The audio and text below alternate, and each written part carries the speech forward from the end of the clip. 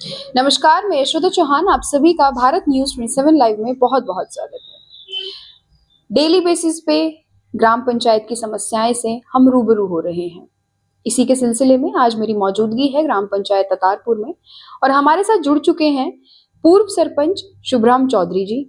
आइए उनसे बातचीत करते हैं और जानते हैं कि उन्होंने अपनी कार्यकाल के दौरान क्या कुछ कार्य विकास कार्य जो है जनता के लिए किए, प्लस अभी जो कार्यकाल खत्म होने पर है, कार्यकाल चल रहा है, क्या कुछ विकास कार्य हुए हैं, क्या कुछ गाँव की समस्याएँ थी और आगे चल के किस तरीके से जो है वो अपनी दावेदारी पेश करेंगे, उसके रिलेटेड बात करते हैं। तो सर सबसे पहले तो आपका हमारे न्यूज़ चैनल में बहुत-बहुत स्वागत है। धन्यवाद। सर देखिए गाँव में कोई सरपंच बनता है तो वो बनता है जनता की समस्याओं के लिए। मैं चाहूँगी जानना कि अ, आपके कार्यकाल के दौरान क्या कुछ विकास कार्य आपने गाँव के हित में किए? प्लस अभी फ़िलहाल मतलब क्या कुछ डिफ़रेंस आया है आपके काम में और इस कार्यकाल के दौरान के काम में? उसके बारे में थोड़ा-सा हमें और हमारी जनता को बताइए। देखिए, हम 2005 में हमारी धर्मपत्नी श्रीमती बिरमा देवी को ग्राम पंचायत के में जनवासियों ने उसको चुना। जी। 2005 से 2010 तक हमने जो विकास कार्य करवाए, जो पिछले सरपंच जितने भी रह चुके थे, उनसे हट कर के हमने विकास कार्य करवाए। जी। पक्की नालियाँ बनवाई और गलियाँ पक्की बनवाई और एक जो सामलाती जोड़ था, जिसको कदम का जोड़ बोलते हैं, उस पे लोगों ने बहुत अतिक्रमण कर रखा था। जी। उसको बिल्कुल उन्होंने कब्जे कर रखे थे लोगों ने और वो सामलाती जोड़ था और जिस पर हमारी धर्मपत्नी ने प्रस्ताव लेकर के उस जोड़ को अतिक्रमण से आज़ाद करवाया और उसकी चार दीवारी करवाई और उसमें साफ और सुंदर पानी हमेशा भरा रहता है। तो उस वक्त तो सीएचसी भी एक छोटा हॉस्पिटल था जी। और सीएचसी उसको प्राइमरी हेल्थ सेंटर से सीएचसी करवाया जी। और एमएलए लेड से भी हमने पैसा गांव में विकास में लगाया और एमपी साहब ने, करण सिंह जी एमपी हुआ करते थे, करण सिंह यादव जी डॉक्टर साहब, उनके कोटे से भी यहाँ पैसा लगा। और ढाणियों में मेरे धर्मपत्नी के सरपंच बनने से पूर्व जितने भी सरपंच हो वो ढाणियों की तरफ नजर ही नहीं। सबसे पहले मैंने ढाणियों में काम करवाया, ढाणियों में रोड बनवाए और ढाणियों में जाकर के जोड़ों को भी खुदवाया, पानी जहाँ संचय हो सके, पानी इकट्ठा हो सके। और फिर 2006 और 7 के आसपास नरेगा का कार्य आ गया, तो नरेगा के जरिए हमने ग्रेवल रोड बनवाए ढाणियों में।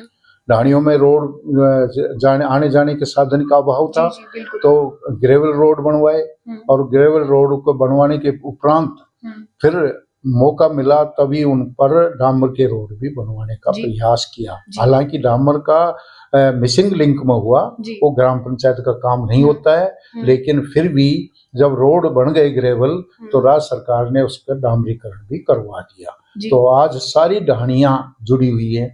उसके बाद में दूसरे सरपंच आ गए, उन्होंने भी अपने लेवल पर काम करवाए, लेकिन 2015 में मैं स्वयं सरपंच बना।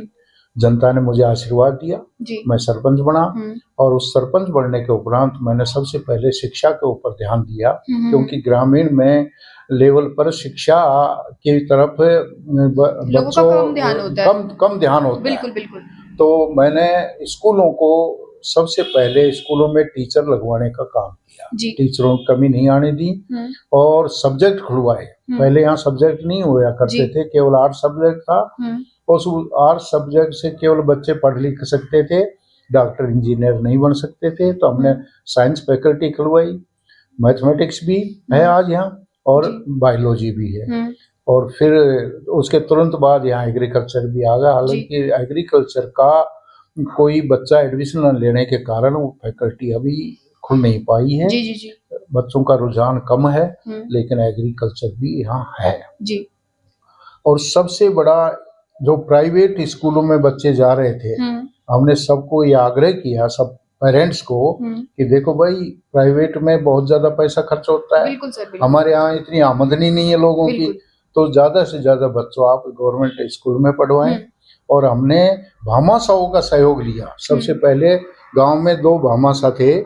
एक तो रमेश चंद जी जो पटना वाले हैं, रमेश चंद गुप्ता जी हैं, और एक राकेश गोयल जी जिन्होंने वापी में अपना धंधा कर रखा है। उनके सहयोग से हमने स्कूल का रियूनियन करवाया और आज स्कूल हमारी उनकी बदौलत, उन भामाशाहों की बदौलत इतनी सुंदर और इतनी बढ़िया है कि जिले में भी, खैर ये अब तो खैरतल जिला बन गया, हमारा पुराना जिला अलवर है, जिले में भी ऐसी सरकारी स्कूल आपको नहीं मिलेंगे।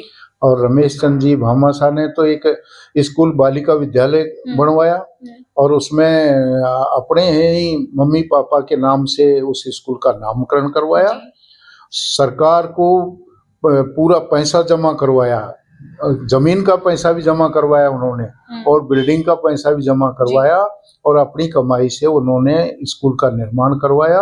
और उसके उपरांत आज महात्मा गांधी अंग्रेजी माध्यम स्कूल के रूप में संचालित है और उसमें भी बच्चे कम से कम 300 के आसपास उसमें पढ़ाई कर रहे हैं। तो हमने अपने कार्यकाल में किसी प्रकार की कोई कसर, अच्छे डॉक्टर लगवाए हॉस्पिटल में, बढ़िया कोई हॉस्पिटल आयुर्वेदिक हॉस्पिटल है उसमें भी वैद्य वगैरह लेकर के आए। तो सब जगह हमने अपना ध्यान रखा और गांव का चहुमुखी विकास करने का पूरा हमने प्रयास करा। मैंने कोई गली कच्ची नहीं छोड़ी, कोई ढाणी की गली कोई कच्ची नहीं छोड़ी। इवन ये कुओं का भी हमने टाइल्स लगा करके उनका रास्ता बनवाया, चाहे उसमें 5 घर थे चाहे 10 घर थे, वहां भी रास्ता बनाने का हमने काम किया। जी ये सर, बात करें उस वक्त के गांव की समस्याओं की तो काफी हद तक आप बता रहे हैं आपने उनको आराम दिया उनकी समस्याओं का हल करके। अगर बात करें आज की समस्या की तो फिलहाल क्या कुछ समस्याएं हैं आपके गांव में? आज एक तो पानी की समस्या हो गई, पानी खत्म हो गया है, यहाँ पर पीने का पानी नहीं है। और पीने का पानी तो ये समझो कि बहुत काम चला हुआ है, यहाँ बोर नहीं है और सारा पीने का पानी आज टेढ़की बंद से आ रहा है, जिसको हरसोरा का बंद कहते हैं ना, वहां से 2 बोर चल रही हैं, उनसे पानी आ रहा है। पूरे गांव में पानी की आपूर्ति उसी ही बोरों से हो रही है। और अब JJM से राज्य सरकार ने 9 बोर चालू कर दिए और उसका भी काम चालू हो रहा है। तो उसका पानी भी आएगा तो 40-50 गाँव में ये काम हो जाएगा, पानी का काम की पूर्ति हो जाएगी। रही बात हॉस्पिटल है, हॉस्पिटल में अब थोड़ा जमीन की कमी है, हॉस्पिटल में बहुत काम होना बाकी है, तो जमीन की थोड़ी कमी है। तो गांव में बैठकर गांव की सलाह लेकर के सभी जागरूक नागरिकों की सहयोग से मैं ये चाहता हूं कि सब लोग मिल करके हॉस्पिटल को भी और आगे उप तहसील का हमारा बनाने का बहुत दिन से डिमांड है। 2005 में हमने प्रोग्राम बनाया, उनका डिप्टी CM थी कमला बेनीवाल जी, उनको हम लेकर के आए। उन्होंने यहाँ उप तहसील के लिए घोषणा की, लेकिन वो घोषणा ही रहेगी, यहाँ तहसील पर नहीं पाई। उसके बाद हमने प्रयास किया, हमारे बलबीर छिल्लर नाम के एक नेता जिला प्रमुख बने। उन्होंने यहाँ आकर के गांव वालों को कहा कि भाई उप तहसील बनवा देंगे। हमने उनको पर अंधविश्वास किया, विश्वास किया। हमने बहुत बड़ा एक प्रोग्राम किया, भंवर जितेंद्र साहब का यहाँ प्रोग्राम करवाया। जितेंद्र साहब कांग्रेस के बहुत बड़े नेता हैं, कांग्रेस की गवर्नमेंट थी। हमने ये सोचा कि भाई भंवर साहब शायद हमारी समस्या का समाधान करेंगे, तहसील बनवाने का काम करेंगे, लेकिन बीच में बलबीर छिल्लर जो जिला प्रमुख है उसने वो काम सारा बिगाड़ दिया। भंवर साहब तक हमारी बात नहीं पहुंचाई उन्होंने, तो वो तहसील का काम नहीं हो पाया। आज इस गांव की मंडौर तहसील का सबसे बड़ा गांव है, जनसंख्या में भी, आबादी में तो है ही बड़ा। इतना मंडौर खुद स्वयं नहीं, हालांकि तहसील है बरसों से, लेकिन इतनी आबादी वहां नहीं है। वहां नगर पालिका बन गई। हम भी चाहते हैं कितना बड़ा गांव है, नगर पालिका का दर्जा दिया जाए। बिल्कुल, हम सरकार से ये मांग करेंगे। चलो नगर पालिका का दर्जा तो बहुत जरूरी है, देना ही चाहिए इसको। दूसरा, यहाँ पंचायत समिति हेडक्वार्टर भी होना चाहिए, बिल्कुल। और एक तहसील हेडक्वार्टर भी होना चाहिए, क्योंकि यहाँ 170 गांवों को ये गांव कवर करता है।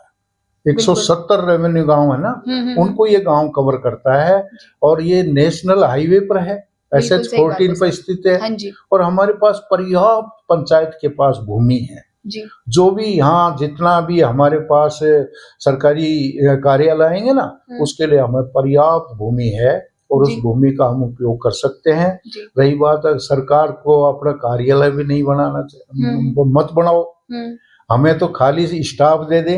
हमारे जी पास ऐसे ऐसे भामाशाह हैं, वो भी इतना खर्च कर देंगे कि हम बिल्डिंग भी बना देंगे। बिल्कुल सही बात है हाँ, बिल्कुल सही तो बात इसलिए हमारे पास सारे सुख साधन है। है।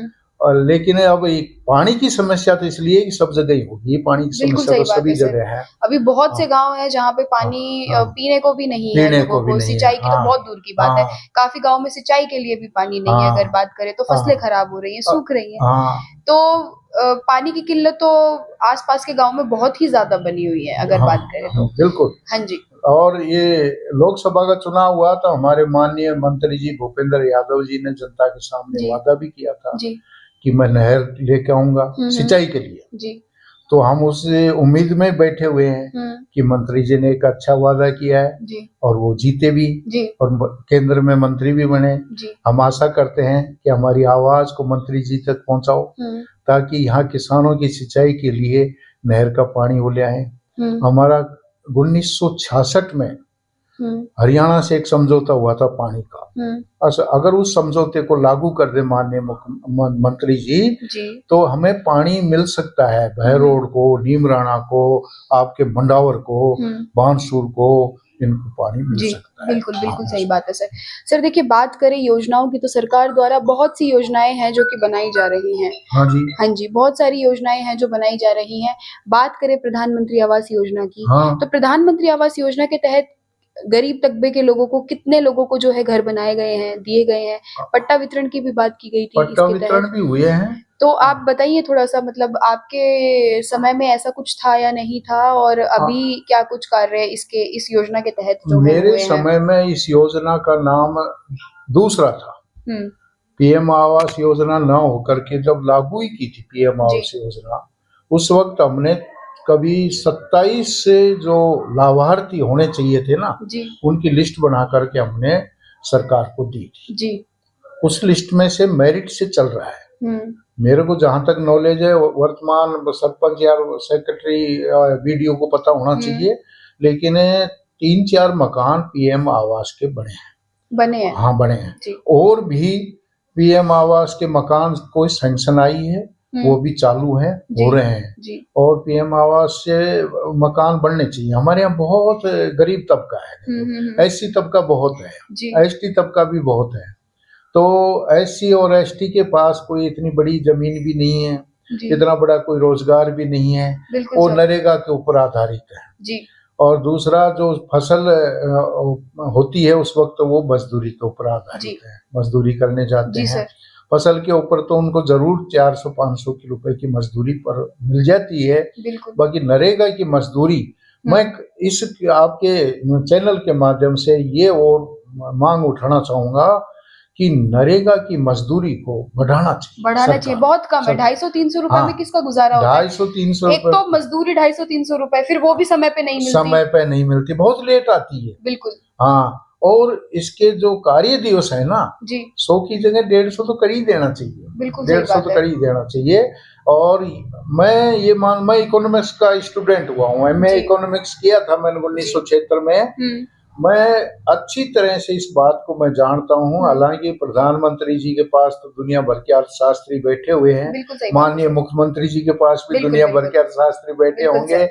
लेकिन नरेगा का जो पैसा गांव में आया है ना, जी, उससे बहबूदी आई है, हुँ, उससे तरक्की हुई है। जी। क्योंकि वो पैसा कोई एफडी में जमा कराएगा नहीं परिवार, बिल्कुल, वो बिल्कुल। बाजार में ही जाएगा। तो बिल्कुल हमारे सही बात है। बाजार की भी रौनक हुई है उससे, बिल्कुल नरेगा सर। के उससे। बिल्कुल सर, और बिल्कुल। हमारे गवर्नमेंट सर्वेंट जो भी फौज में हैं, हुँ, जो भी हैं नौकरियों में, वो जो सारा पैसा तो गांव में बाजार के ही तो काम आता है ना बिल्कुल वो। सर, बिल्कुल हाँ, सही बात है। तो परचेजिंग पावर लोगों की बढ़ी है बिल्कुल। इस नरेगा से, ये जी। बहुत बढ़िया योजना है। और दूसरा खाद्य सुरक्षा गारंटी की योजना है, वो गरीब के लिए बहुत ही एक तरह से जो हैंड टू माउथ है ना, हाँ उनके जी। लिए बहुत जरूरी है जी। और वो होना भी चाहिए। बिल्कुल जो सर। 5 किलो अनाज एक आदमी का दिया जा रहा है, जी, उससे उनका गुजारा हो चल रहा रहा है, है। हो रहा जी, है बिल्कुल उसका। सही बात है हाँ, सर। क्योंकि आज ओपन मार्केट में गेहूं की 2700-2800 की बोरी आ रही है। बिल्कुल सर, बिल्कुल, हर बिल्कुल। हर आदमी उसको खरीद नहीं खरीद सकता, नहीं सकता है, खरीद बिल्कुल नहीं सही बात सकता। है सर। लेकिन वो 2 रुपए या 1 रुपए में 5 किलो आ जाता है, 5 रुपए में, बिल्कुल सर। 10 रुपए में, तो उसका गरीब का अपना चूल्हा चलता है, बिल्कुल सर, सही चूल्हा बात है। जलता है जी। उसका और उसका गुजारा हो रहा हुँ, है। तो ये है, हमने अपने समय में ये महिला समूह का भी हुँ, गठन किया, जी, सबको सिलाई का लिए प्रोत्साहन किया, भाई अपने सिलाई मशीन ले लो, जी, उससे अपना करो। आज हालत ये हर घर में हमारी महिलाएं सिलाई का काम कर रही हैं। बिल्कुल सर, बिल्कुल। हाँ, और कढ़ाई का काम कर रही हैं। हुँ, हुँ, ये हुँ। छोटे छोटे उद्योग धंधे जो हमने, अब जब बच्चे थे पढ़ा करते थे, महात्मा गांधी जी ने गांव को विकसित करने के लिए कुटीर उद्योग पर ध्यान दिया। बिल्कुल, बिल्कुल, तो ये बिल्कुल सर। कुटीर उद्योग पनपेंगे तो हमारी बेरोजगारी, हमारा खत्म हो जो, जाएगी। हाँ, और गांव जो शहर के ऊपर जो दबाव है ना, वो कम बिल्कुल, होगा। बिल्कुल। चलो शहर खत्म भी ना होए, कम हो जाएगी। कम हो जाएगी, कम हो खत्म तो जाएगी। नहीं हो सकती। खत्म तो नहीं हो सकती, हाँ, बाकी कम हो कम हो जाएगी। जाएगी बिल्कुल। और पर कैपिटा इनकम में इजाफा होता है उससे। बिल्कुल सर, हाँ, बिल्कुल। तो ये है जी। हमने मौका मिला 5 साल, हमारी धर्मपत्नी को जी, मौका मिला 5 साल, हमको मौका मिला। जी। हमने जितना हो सकता उतना गांव के विकास के लिए काम किया। हुँ, और आगे की बात यह है हुँ, कि जनता जनार्दन सम देगी हमको अवसर। हुँ। कहेंगे लोग वाह कि भाई जी, सरपंच साहब आप लड़ सकते हो या लड़ो, आकर जी, के बोलेंगे, जी। कहेंगे कि आपको लड़ना चाहिए, हुँ, या उनका मन देखेंगे हम, जी, उनका मन हमारे प्रति अच्छा है जी। तो चुनाव लड़ने के बिल्कुल रिस्क सर, बिल्कुल। उठाएंगे, वही है। वरना तो ठीक है, जैसे जी। चल रहा है वैसे चलेगा। क्योंकि जनता का सहयोग होना बहुत बहुत ज़रूरी है। जरूरी अगर है। जनता ही सहयोग नहीं जनता ही करेगी वोट तो नहीं कैसे, देगा तो कैसे, क्या फ़ायदा हाँ, इलेक्शन कोई में खड़े सवाल होने ही, का? बिल्कुल इलेक्शन सही खड़े बात है होने सर। से क्या, जी, हारने के लिए थोड़ी होते हैं, बिल्कुल, बिल्कुल। जीतने के लिए होते हैं। तो बिल्कुल सर। जनता जनार्दन का मन होगा, जी, उनका मन समर्थन करने का होगा, जी, तो बात को कुछ आगे बढ़ाएंगे, जी, वरना तो चुनाव लड़ने का कोई शौक थोड़ी जी। होता है। बिल्कुल हाँ, सर, हाँ, बिल्कुल। जी, हाँ, सर आपका बहुत-बहुत धन्यवाद हमारे साथ जुड़ने के लिए जी, और अपनी गाँव की समस्या बताने के हाँ, लिए। काफ़ी अच्छा लगा बातें सुनकर, गाँव के बारे में जानकर, हाँ, समस्याओं के बारे में जानकर। तो जैसा कि आप लोगों ने देखा कि किस तरीके से जो शुभराम जी हैं, उन्होंने सारी बातें बताई और जाना हमने कि किस तरीके से जो है गाँव का विकास हुआ। काफ़ी हद तक चीज़ें हुई, कुछ रह भी गई, कोशिश करेंगे कि आगे जल्द से जल्द उनका भी समाधान हो। तो तब तक के लिए जुड़े रहिए हमारी वीडियो में और देखते रहिए भारत न्यूज़ 27 लाइव। तब तक के लिए जय हिंद, जय भारत।